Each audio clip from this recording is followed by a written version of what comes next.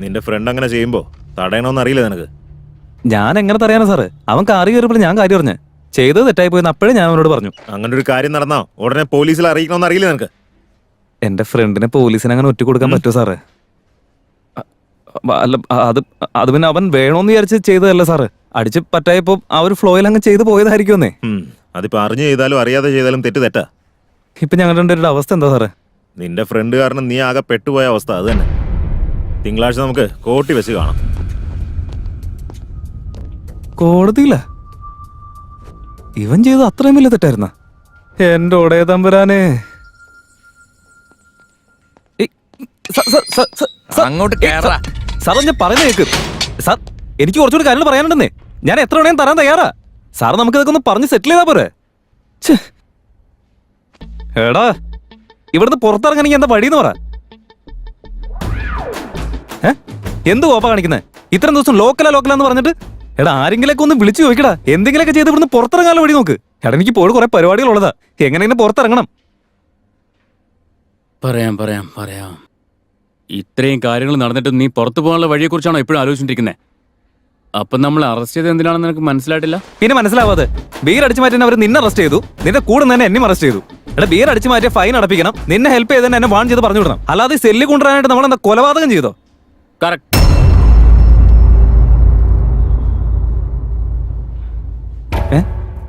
എന്താ കറക്റ്റാന്ന്? എന്ത് കറക്റ്റാന്ന്? ഇപ്പഴാ കറക്റ്റ് കാര്യത്തിലേക്ക് നീ വന്ന. എന്ത് കറക്റ്റാ? നീ കാര്യം തെളിച്ചു പറ. നമ്മളെ അറസ്റ്റ് ചെയ്തേക്കുന്ന 3G സ്കാം മോഷണ കേസിൽ നല്ല മോനെ 4G സ്കാം മർഡർ കേസിലാ. എന്റെ ദൈവമേ, മർഡർ കേസോ? മർഡർ എന്ന് പറഞ്ഞ എവിടെ?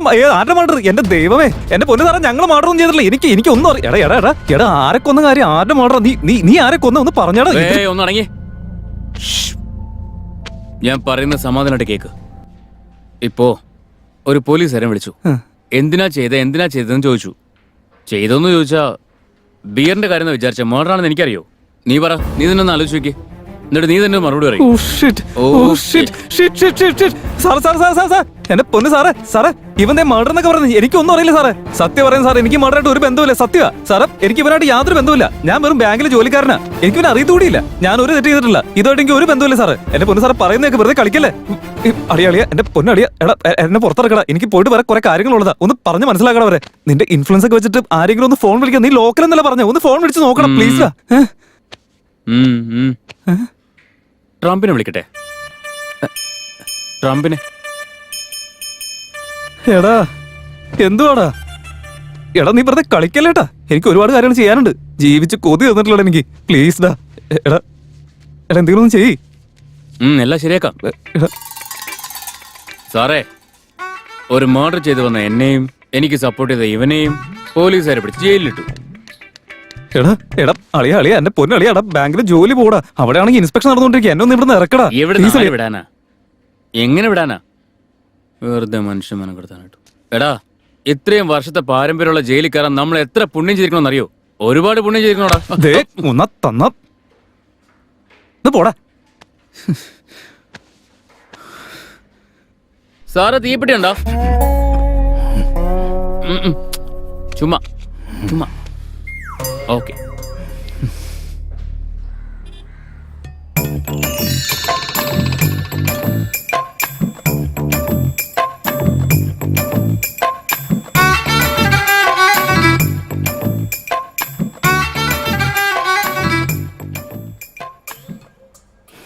വേറെ വഴിയില്ല അളിയ. വരുന്ന 2 ദിവസത്തിനുള്ളിൽ നമ്മൾ കോടതി കയറും. അതിനു മുമ്പ് നല്ലൊരു വക്കീലിനെ സെറ്റാക്കണം. ഞാനും അതേക്കുറിച്ചാണ് ആലോചിക്കുന്നത്. നാട്ടിൽ അതിന് മാത്രം നല്ല വക്കീലേതാ ഉള്ളേ? ബ്ലാക്കിൽ ടിക്കറ്റ് വിൽക്കുന്നവരെ അറിയാം, ബിവറേജുകാരെ അറിയാം. എടാ എന്റെ പെണ്ണ് ലോയ പഠിക്കുന്നത്. അവളെ ഒന്ന് വിളിച്ചു പറഞ്ഞാൽ മതി. അവൾ നമ്മളെ ഹെൽപ്പ് ചെയ്യുന്നത്. ഫോൺ എടുക്ക്. എന്റെ ഉടനെ ഫോണ് സ്റ്റേഷനിൽ കൊണ്ടുവന്ന ഉടനെ. അയ്യോ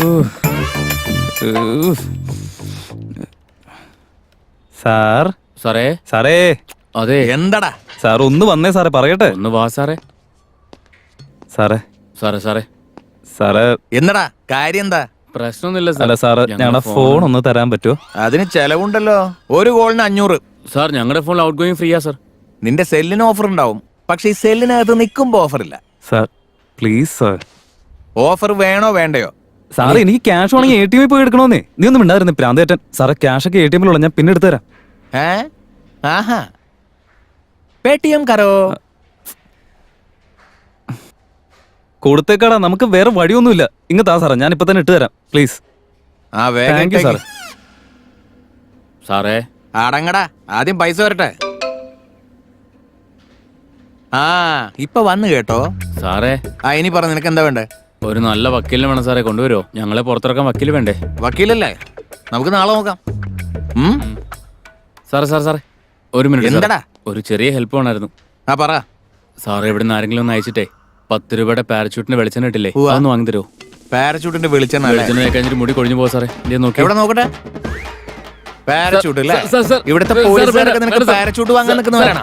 ആണടാ, പാരച്യൂട്ട് ഞാൻ വാങ്ങുന്നുണ്ട്. ഇതുമ്പോ ശരിക്കും അങ്ങ് തേച്ചിട്ടേ നിന്റെ മുടി ഞാൻ ശരിയാക്കി തരാം. ഓട മരമാക്രി. എന്താടാ?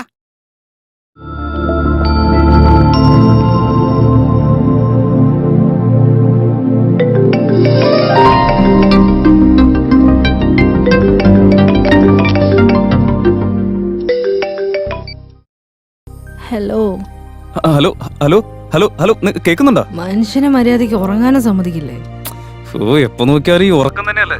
സമയം ഈ സമയത്ത് കിടന്ന് ഉറങ്ങാണോ നീ? കൊട്ടേഷൻ നല്ലതാണ്, ഫേസ്ബുക്കിൽ ഇട്ടോ, ഞാൻ ലൈക്ക് ചെയ്തേക്കാം. ഫേസ്ബുക്ക് ഒക്കെ പിന്നെ നോക്കാം. ഇപ്പൊ എന്റെ ഫേസ് പേപ്പറിൽ വരുന്ന അവസ്ഥയായിരിക്കാം. എന്താ പേപ്പറിലോ? അല്ല നീ ഇപ്പൊ എവിടെയാ? ഞാനാ പോലീസ് സ്റ്റേഷനില്. പോലീസ് സ്റ്റേഷനിലോ? അവിടെ എന്താ പരിപാടി? അത് പിന്നെ വെറുതെ ഇരുന്ന് ബോറടിച്ചപ്പോ മർഡർ കേസിൽ എന്താ മർഡർ കേസോ? എടി അത് പറയാനല്ല ഞാനിപ്പോ വിളിച്ചത്. മർഡർ കേസിലൊക്കെ നീ എങ്ങനെ പെട്ടു? നിനക്കെന്താ ബോധമില്ലേ? ബോധമില്ലാത്തോണ്ടല്ലേ ഈ കേസിൽ പെട്ടുപോയെ. അതിന് മാത്രം കുടിക്കേണ്ട ആവശ്യം ഉണ്ടായിരുന്നോ? അയ്യോ എന്റെ ദൈവമേ, നീ ഇങ്ങനെ ക്രോസ് എക്സാമിൻ ചെയ്ത് വെറുപ്പിക്കല്ല. ഇപ്പൊ സംസാരിക്കാൻ പറ്റുന്ന അവസ്ഥയല്ല. നീ പെട്ടെന്ന് ഇങ്ങോട്ടേക്ക് പോയോ? ഓക്കെ ഡോണ്ട് വറി, ഞാൻ പെട്ടെന്ന് വന്നേക്കാം. നീ ഏത് പോലീസ് സ്റ്റേഷനിലാ ഉള്ളത്? ആ ഡീറ്റെയിൽസ് ഒക്കെ ഞാൻ നിന്റെ വാട്സാപ്പിൽ ഇട്ടേക്കാം. നീ എത്ര പെട്ടെന്ന് ബെയിലിന് അപ്ലൈ ചെയ്തിട്ട് ഞങ്ങൾ പുറത്തിറക്കാൻ നോക്കാം. അതൊന്നും എന്നെ കൊണ്ട് പറ്റില്ല. എന്താ?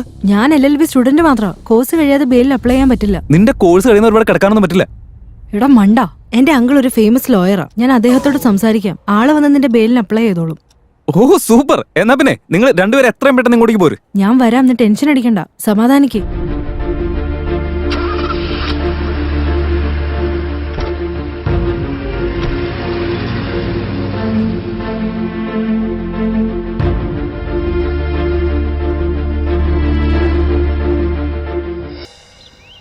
അവിടുത്തെ രേഖയൊക്കെ നല്ലത് തന്നെ, പക്ഷെ ഇവിടുത്തെ വര അത് പോക്കാം. ശരിയല്ലേ?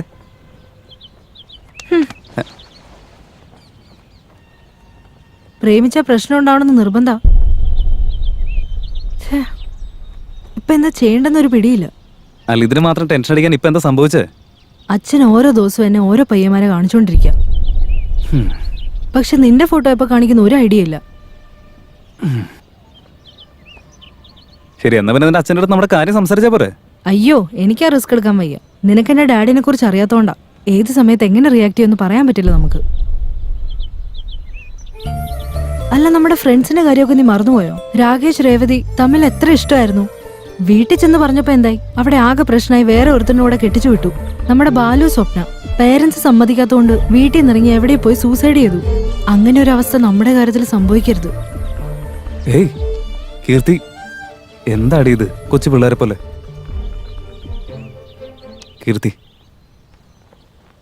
നമ്മൾ ഒരിക്കലും പിരിയാൻ പോകുന്നില്ല. പ്രോമിസ്. നമ്മൾ തമ്മിൽ പിരിയാതിരിക്കാൻ ഇപ്പൊ എന്താ ചെയ്യാ?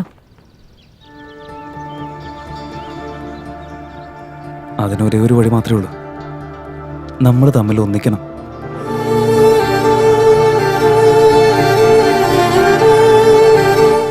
നിനക്ക് താല്പര്യമില്ലെങ്കിൽ അക്കാര്യം വിട്ടേക്ക്.